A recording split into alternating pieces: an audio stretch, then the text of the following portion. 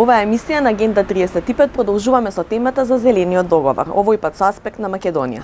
Каде ќе бидат клучните пречки за реализација на амбициозните климатски цели што земјава си ги постави? Останете со нас. Спроведувањето на климатските цели кои што си ги постави државата ќе биде тешко во сите сектори, смета Елена Николовска од Центарот за истражување и информирање за животната средина Екосвест. Еден од главните предизвици е немањето јасна поделба на улогите на секоја институција во процесот на климатска акција, но и нивниот човечки, односно административен капацитет за спроведување на високите заложби за климатска неутралност. Тоа се однесува не само на Министерството за животна средина, чии капацитети треба исто така да растат, туку надлежностите се поделени и со Министерството за земјоделие, економија, здравство, кои ќе мора да ја спроведат обемната климатска легислатива. Дополнително, ни недостасува клучниот документ за спроведување на сите климатски политики, а тоа е Законот за климатска акција Потенцира Николовска. Државната советничка за климатски промени во Министерството за животна средина, Теодора Обрадовиќ Грнчаровска, во последната емисија на Агенда 35, кажа дека се доцни со носењето на законот, но најави дека тој ќе биде готов во март 2022 година. Закон за климатска акција ние немаме.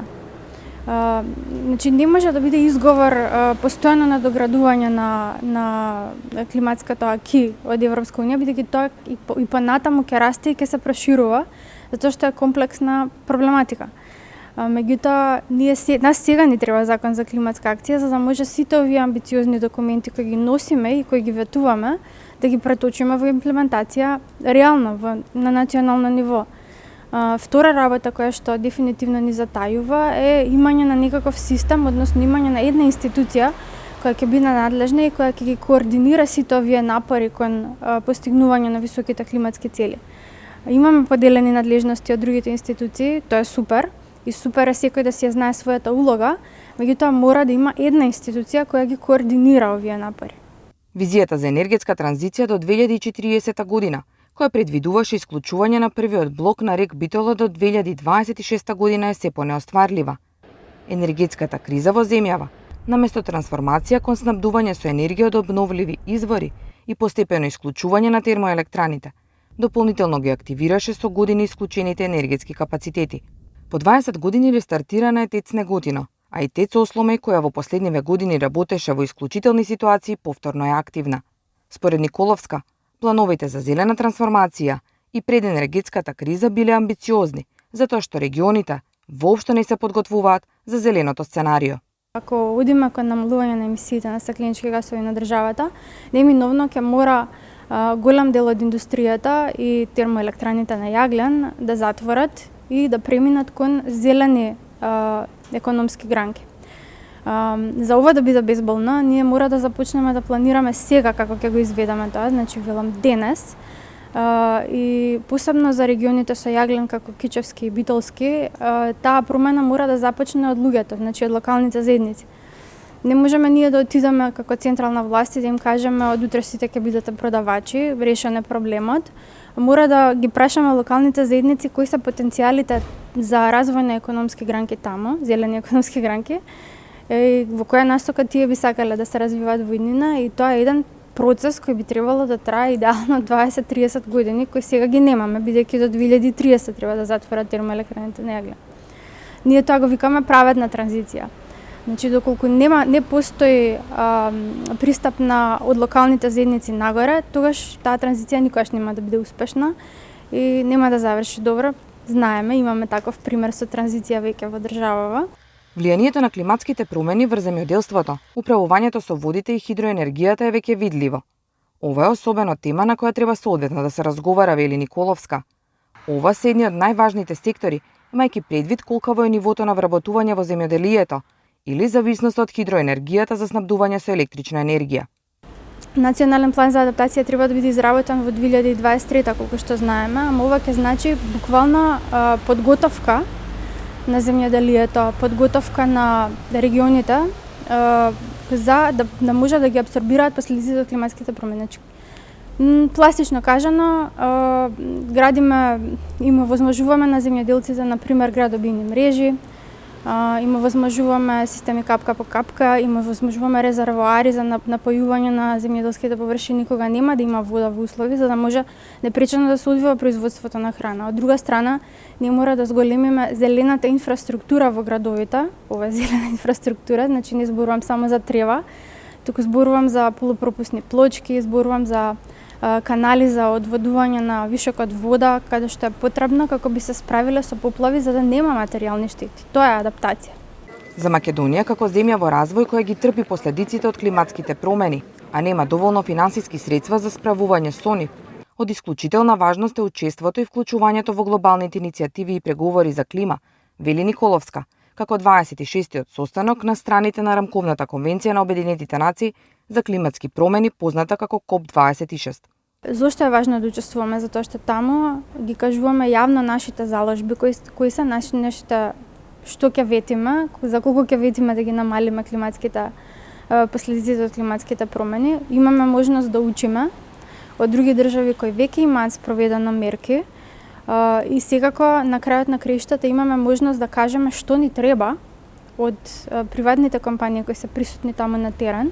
И затоа јас велам дека секогаш дека се смета дека не е важно, меѓутоа тоа што ќе биде кажано таму и што ќе биде споделено на билатералните средби кои се случуваат во позадина на конференцијата е особено важно, затоа што токму на тие билатерални средби на конференцијата се споделуваат искуства и се прават партнерства за понатамошно споделување искуства помеѓу две држави кои што порано не соработувале на оваа тема, меѓутоа во иднина може да имаат поголема соработка. Тоа таков е примерот, например, каде што Македонија и Грција остварија соработка за заштита на културното наследство во насока на заштита на културното наследство од последиците од климатските промени. Имаше момент кај што соработувавме со коалицијата за шуми за заштита, видовме нели дека ја потпишавме и таа заложба. Тука е значи споделување искуства, учење, меѓутоа и дефинитивно светот има можност да чуе што нас ни треба од инвестиции во државата.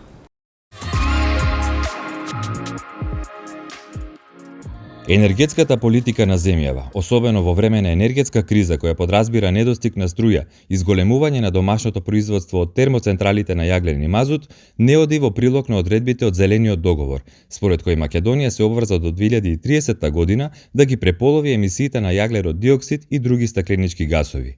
Универзитетскиот професор Илија Насов, кој што е и претседател на Соларната асоциација во земјава, вели дека очигледно е дека сега немаме избор освен да обезбедиме струја без оглед дали доаѓа од фосилни горива, но во перспектива да се фокусираме на обновливите извори на енергија за да ги намалиме емисиите на стакленички гасови. Ова е навистина актуелно, но и многу комплексно прашање. Едно е како да се решат проблемите во криза.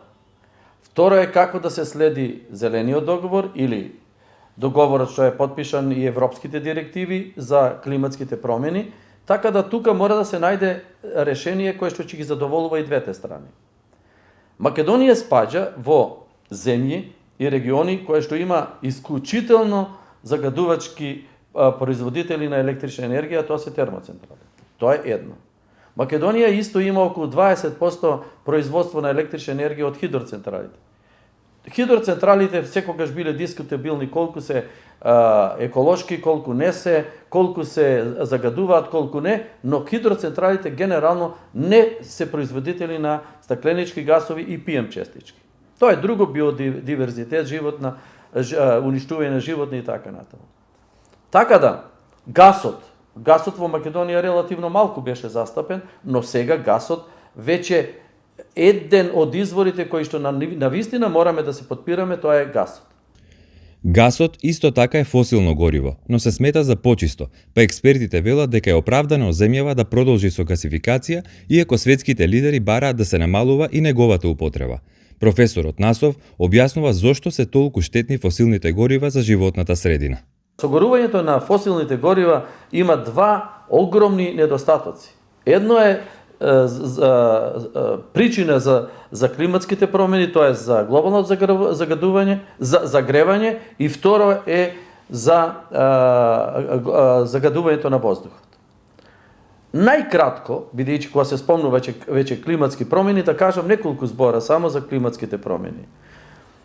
После индустријската револуција, пред повеќе од 1 век, почнува неконтролирано согорување на фосилните горива, специјално јагменот и нафтата и нафтените деривати. Тие испуштаат огромни количини на CO2 и други стакленички гасови.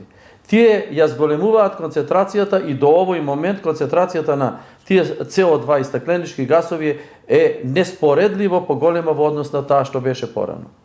Тоа доведе да тие стакленички гасови со нивната карактеристика да го пропуштаат соларното зрачење, да дојде до земјата, со тоа да се загрева земјата. Како земјата се загрева, емитира инфрацрвени зраци, а инфрацрвените зраци, тоа се ниско брановите топлински зраци, доаѓаат до тие стакленички гасови и тие ја рефлектираат тоа инфрацрвено зрачење. Што значи? Дека глобалното загревање не е резултат на поголемо загревање на земјата, него бидејќи соларното зрачење е исто, него тоа е резултат на помалото ладење како резултат на стакленичките гасови. Токму намалувањето на употребата на фосилните горива воопшто и особено за производство на струја е клучно за постигнување на целите од Зелениот договор, а тоа е климатски неутрален континент со нула емисии на јаглерод диоксид и други стакленички гасови до 2050 година. Според Насов, земјата има голема конкурентска предност тоа да го стори преку обновливи извори на енергија. Соларната енергија е сигурно еден од многу компаративните предности на Македонија во однос на целиот регион. Но, досега не се вложуваше во фотоволтаици, така да имаме многу малку искористување на електрична енергија од фотоволтаици. Последните неколку години се дојди до зголемување, но тоа е далеку однос на тоа што може и треба. Значи, ако минатата година беа околу 30 мегавати инсталирана снага, оваа година можеше бидат 50-60, но јас барем, колку сум во тек во оваа проблематика, сигурно дека 500-600 мегавати е неопходно да би Македонија имала значително производство на електрична енергија од соларната енергија. Сега на вториот извор, ветерната енергија. Ветерната енергија во Македонија има околу 30 мегавати, што е премалку, но при тоа со до 100, 150, 200 мегавати веќе ќе биде солидно. И оноа што досега не беше карактеристично за Македонија, биомасите. Биомасите се многу комплексна тема која што треба да се разговара, но тоа подразбира дека биомасите во исто време решаваат неколку проблеми. И биомасите се еколошки извор на енергија, но оноа што е поважно е дека ние зборуваме за инсталирана снага, а не зборуваме за произведена електрична енергија во киловат-часови, мегават-часови, гигават-часови и така натаму. Фотоволтаиците произведуваат електрична енергија само додека има струја, додека има сонце. Додека биомасата произведува 24 часа на ден. Тоа е таа електрична енергија произведена од обновливи извори на енергија, само треба во наредниот период, што гледам дека веќе се прави, да се зголемува и тоа исклучително многу да се зголемува, затоа што тие, кога би се комбинирале еден со друг, во тој случај, или кога би биле компатабилни едни со друг, например, кога нема сонце, има ветер. Кога нема ветер, имате биомаса и така натаму, сите заедно би го решиле проблемот со обновливите, проблемот со кризата. Инаку, последните денови имаше неколку најави за нови инвестиции во соларни електрани во земјава, со вкупен капацитет за производство на струја од околу 550 мегавати, но тие допрва треба да се реализираат. За сега, од сонце и ветер се добиваат само околу 3% од вкупното производство на струја, околу 20% од хидроцентралите и најголем дел, односно над 3/4 од термоелектраните. Како ви звучи идејата да го селектирате отпадот кој го создавате дома и при тоа да заработите пари? Остварливо, но ако живеете во општина Карпош и Ѓорче Петрово во Скопје или во Валандово.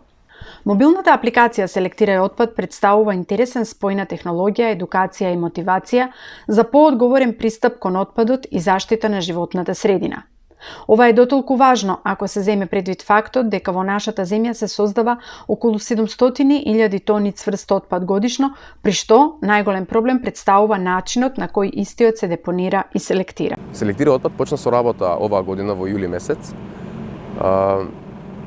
Функционира на начин кај што ние даваме кеси, празни кеси, кои што на нив имаат QR код, што значи дека секоја кеса е персонализирана, откако вие ќе го скенирате кодот кога кесата е полна. Откако ќе го скенирате кодот, на самата апликација има локации и термини од каде се подига отпадот. При подигање на отпадот, кога стигнува кај компанијата што го собира, во моментот е Гринтех, кога пристига отпадот во Гринтех, тие таму го скенираат кодот и за секоја предадена кеса корисникот што селектирал отпад добива 35 поени. Тие 35 поени го носат на ранг листа, каде што еднаш месечно избираме топ 5 селектирачи и ги наградуваме со парични ваучери. Првото место добива 2000 денари, второ и трето добиваат по 1000 денари и четврто и петто место добиваат по 500 денари ваучер. Тој отпад потоа се балира и се извезува надвор од Македонија.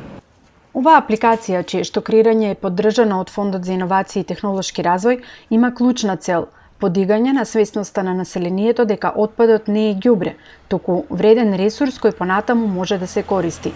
Секако, предизвиците на патот кон менување на свеста и навиките на населението се бројни. Најголем предизвик е недоволната заинтересираност на луѓето да селектираат отпад и затоа ние направивме наградна игра со која што би ги мотивирале да селектираат повеќе. Во помалите градови предизвикот е уште поголем од Скопје, бидејќи во Скопје има некаква инфраструктура за селектирање на отпад, додека во помалите градови нема. Селектира отпад е идеалната алатка која што би помогнала на помалите општини да почнат да го селектираат отпадот. Идејата за креирање на оваа апликација дојде од пренатрупаноста со отпад во земјава, но и од визијата дека тој отпад треба да се користи за развој на некој нов бизнис. Идејата произлезе баш од таму, бидејќи од помалите градови немаат можност за селектирање никаква и целта на Селектира отпад е да ја опфати цела територија на Република Македонија и да им овозможи на секој домаќинство можност за селектирање на отпадот. Нашата цел е да ја распространиме Селектира отпад на ниво на цела држава, на цела Македонија и потоа да ние го селектираме и го рециклираме отпадот. Дали Селектирај отпад наскоро ќе може да се користи и во другите општини во нашата земја? Се уште не. Немаме промоција на Селектира отпад во другите помалите општини, бидејќи сакаме да видиме како ќе биде резултатот од Валандово, бидејќи таму е се уште на почеток. Додека биде успешно во Валандово, тогаш сигурно би ја проширили и во другите општини. Иако има интерес и од помали општини од Валандово, но сепак тие немаат доволно ресурси за собирање на отпадот. Договор за нови правила за данокот на додадена вредност, кој потрушувачите и бизнисите го плаќаат за производите и услугите, постигнаа министрите за финансии на ЕУ минатата недела. Доколку новите правила бидат одобрени од Европскиот парламент, државите членки на ЕУ ќе може слободно да воведат стапка на ДДВ од 0 до 5% на ограничена листа на производи и услуги. Меѓу другите, соларните панели се истакнати како еден од производите кои државите членки може да ги ослободат од данокот на додадена вредност, како дел од генералното поттикнување на зголемен пристап на потрошувачите до зелена енергија. Според документот, предлогот се однесува на испорака и инсталација на соларни панели на и во непосредна близина на приватни станови, како и стамбени, јавни и други згради, кои се користат за активности од јавен интерес. Покрај соларните панели, поради можното позитивно влијание на приоритетите на ЕУ за климатските промени, на листата на производи и услуги кои може да бидат ослободени од данокот на додадена вредност се наоѓаат и електричните велосипеди и услугите за рециклирање на отпад. Европската комисија заедно со Европската агенција за животна средина ја активираа алатката MapMy3, наменета за сите организации кои сакаат да се приклучат на планот за засадување на најмалку 3 милиарди дополнителни дрвја во ЕУ до 2030 година, кој е во согласно со Европскиот зелен договор, односно стратегијата за шуми и стратегијата за биоразновидност. Новата алатка ќе помогне во следењето на напредокот на планот за засадување на 3 милиарди дополнителни дрвја во Европа и ќе обезбеди засадување на вистински дрвја на вистинско место и со вистинска намера. На платформата може да се регистрираат, односно мапираат, само ново засадени дрвја, кои придонесуваат кон биоразновидноста и климат. Инаку, според последните податоци на Европската агенција за животна средина, досега во 6 држави на ЕУ засадени се 870.000 дрвја, кои ги исполнуваат барањата на иницијативата, а во планот за садење активно се вклучени 4 организации. Најголем број дрвја се засадени во Франција, а помеѓу градовите во ЕУ најмногу на ова поле се истакнуваат Париз и Милан. 11,2 милиарди евра потрошила Европската Унија на увоз на производи за зелена енергија од држави надвор од ЕУ, покажуваат податоците на Евростат за 2020 година. Поконкретно, Европската Унија од држави надвор од ЕУ увезла соларни панели во вредност од 8 милиарди евра, ветерни турбини за 0,3 милиарди евра и биодизел во вредност од 2,9 милиарди евра. Најголем дел од увозот на производи за зелена енергија бил од Кина, односно 75% од соларните панели, потоа 84% од ветерните турбини и 27% од биодизел. Споредено со 2015 година, вредностите на увезените производи за зелена енергија, односно соларни панели, ветерни турбини и биодизел во Европската Унија, се значително повисоки во 2020 година, со зголемување од 250%, 60% и 330% соодветно.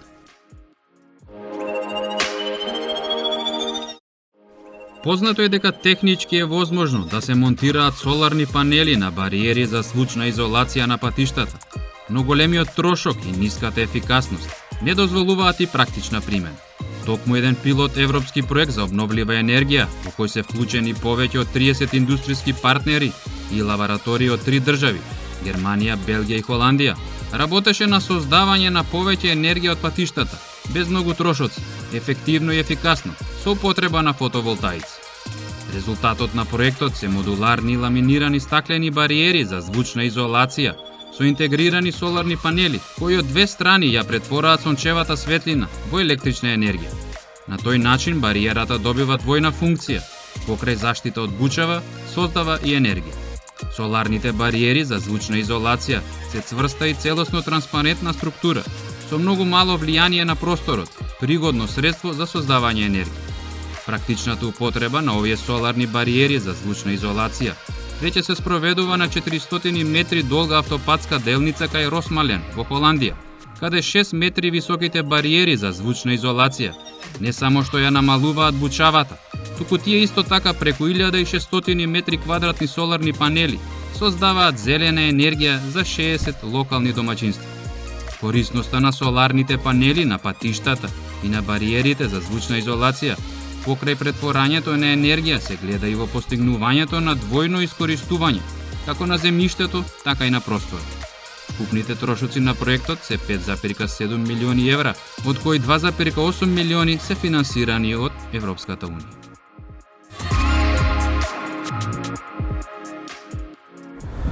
Од екологија и животна средина, следната недела продолжуваме со друга тема од процесот на европската интеграција. Останете со програмите на јавниот сервис и гледајте Агенда 35.